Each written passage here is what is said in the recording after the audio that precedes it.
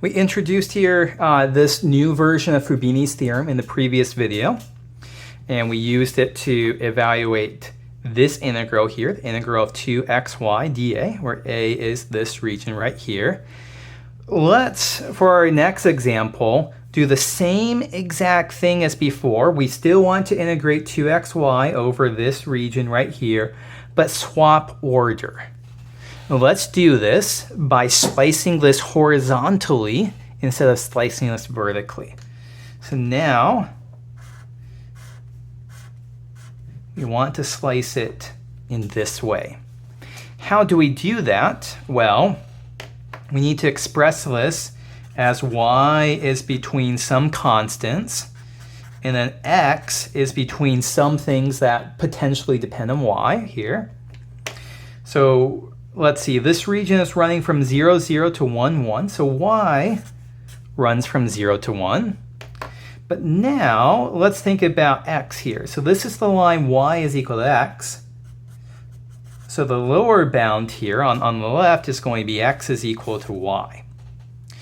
What's the biggest x can be? So over here, this is the curve y is equal to x squared. Taking the square root gives us x is equal to square root of y. We're in the first quadrant, so we pick the positive square root. So this is what our x bounds are going to be. So for a fixed, so y runs from 0 to 1, and for a fixed value of y right here, x runs from y to square root y. So by our Fubini 2, we can write this as the integral from y is equal to c to d. Y is equal to 0 to 1. The integral from x is h1 of y to h2 of y. This is h1 of y. This is h2 of y.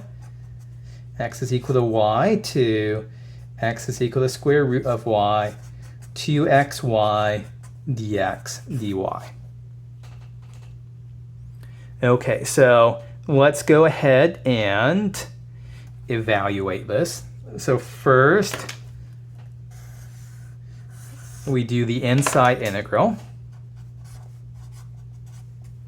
And so we would end up with the integral of 2xy with respect to x would be x squared times y. Plug in x is equal to y, x is equal to square root y dy.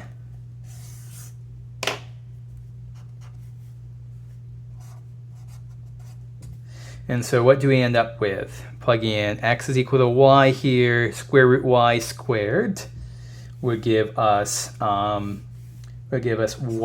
cubed. Plug in x is equal to y here. That shouldn't be. That shouldn't be y cubed. That should be y squared.